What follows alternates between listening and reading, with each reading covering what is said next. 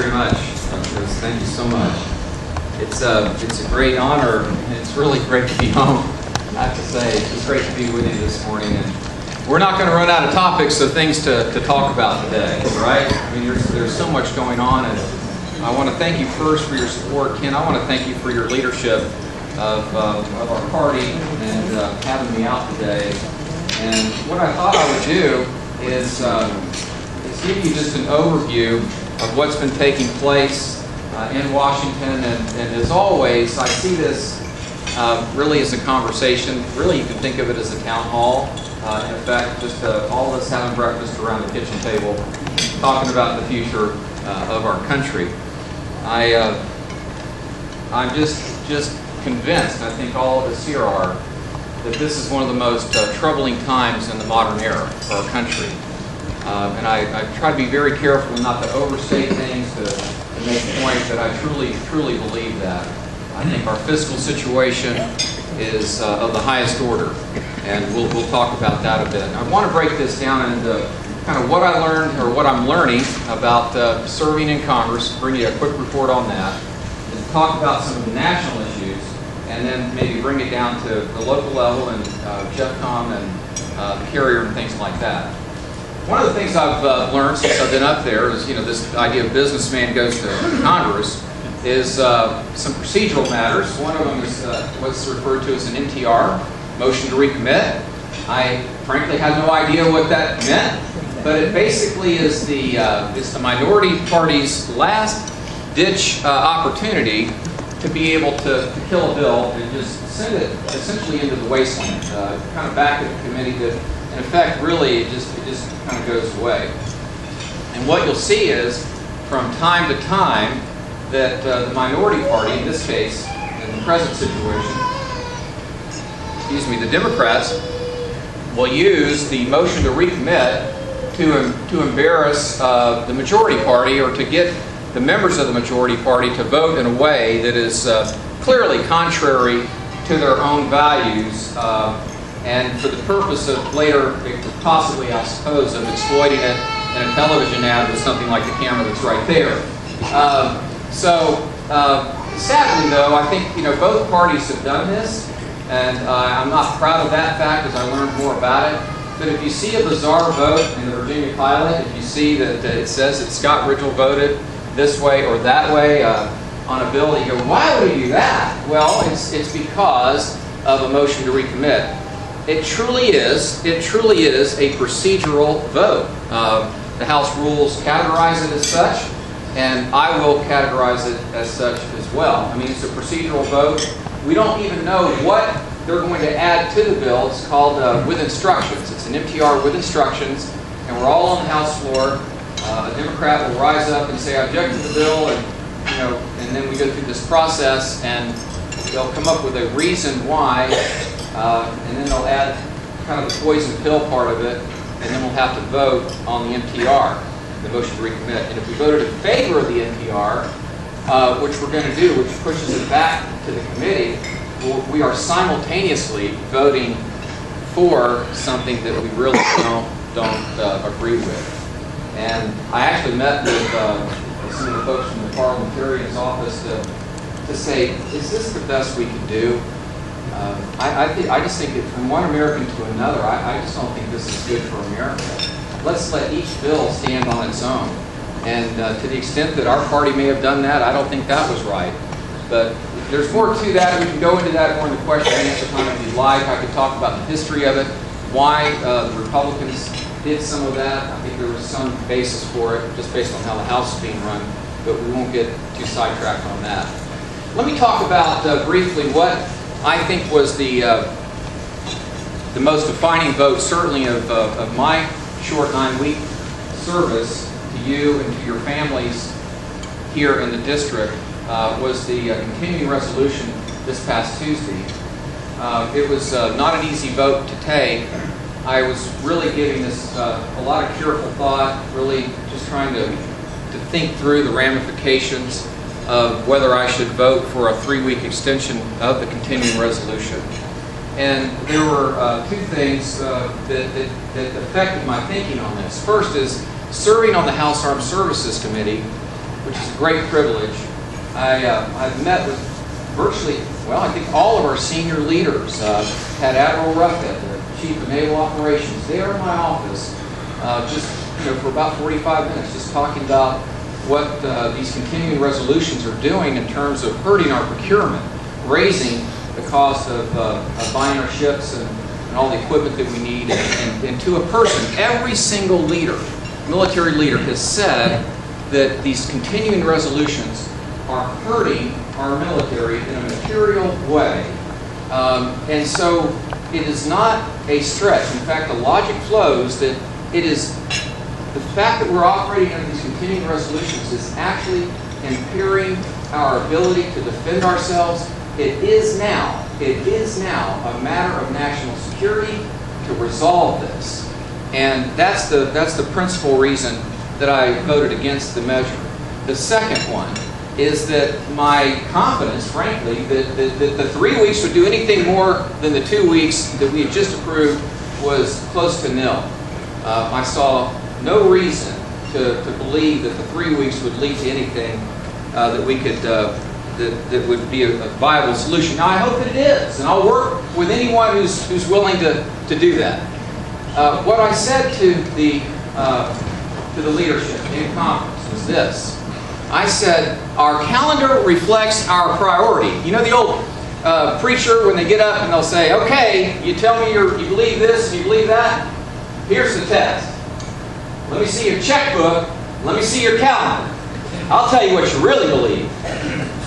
And this is what I said. And I want to give you just a little insight here into how all this unfolded. I'm not going to attribute this to anyone because I think it could be misused by some folks who use video cameras. But I'll say this. It was stated there that morning that for those of you taking the easy way out, referring to those who would vote against the continuing resolution, I was doing fine in the whole process until I heard that. And the way I was raised, I'm going to get up and talk.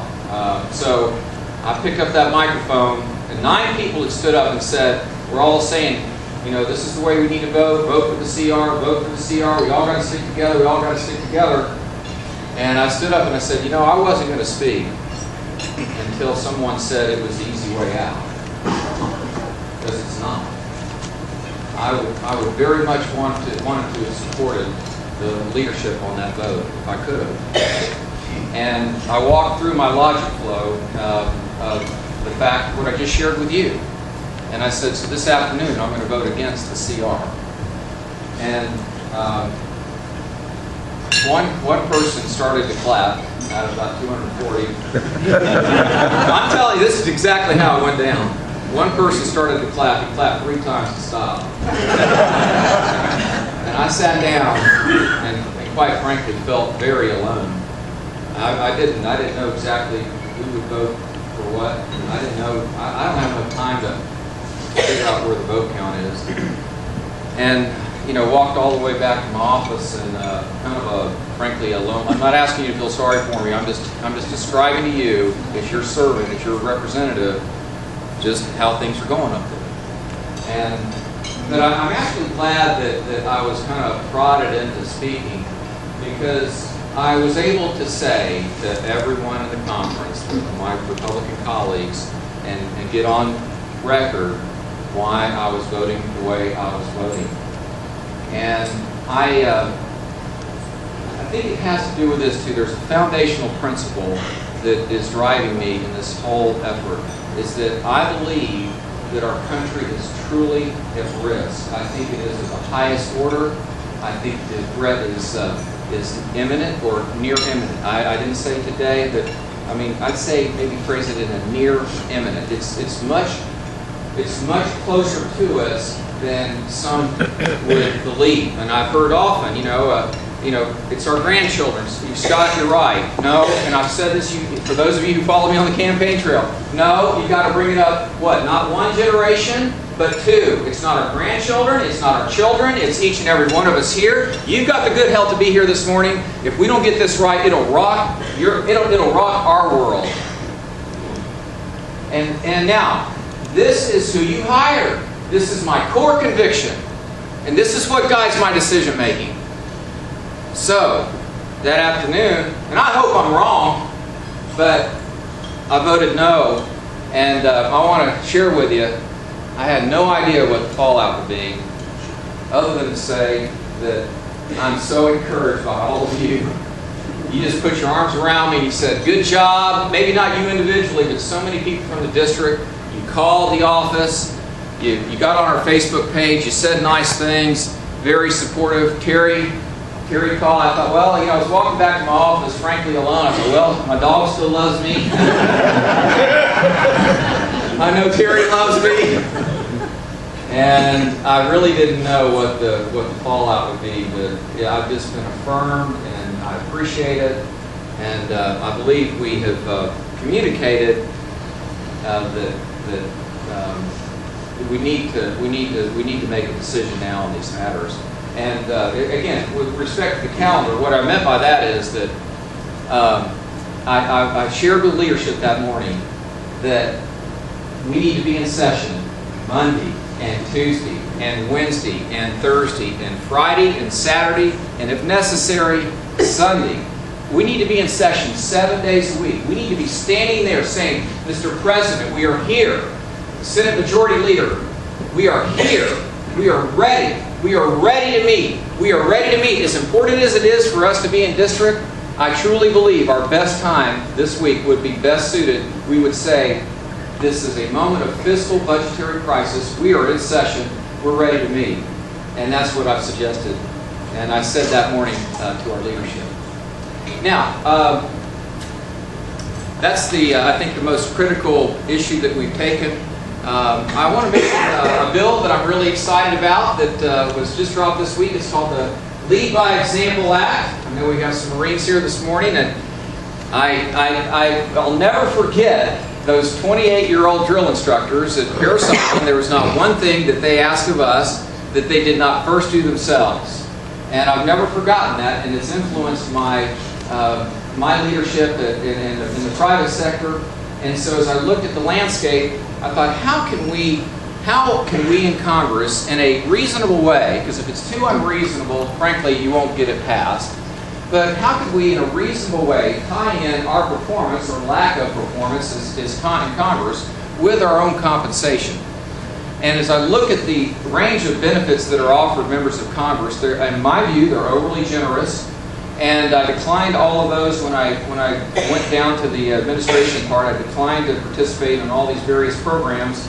And one of them is what's called the Thrift Savings Plan. It's a 5% match, and basically, if we put in 5%, the government will match the 5%. It's a nice, generous program, and in good times, I'd love for us to be able to continue it. But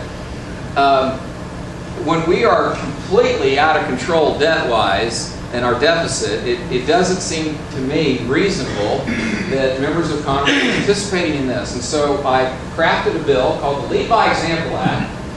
And what it states is very simple. It says that we may participate in it, but only in those years where the deficit from one year to the next decreases.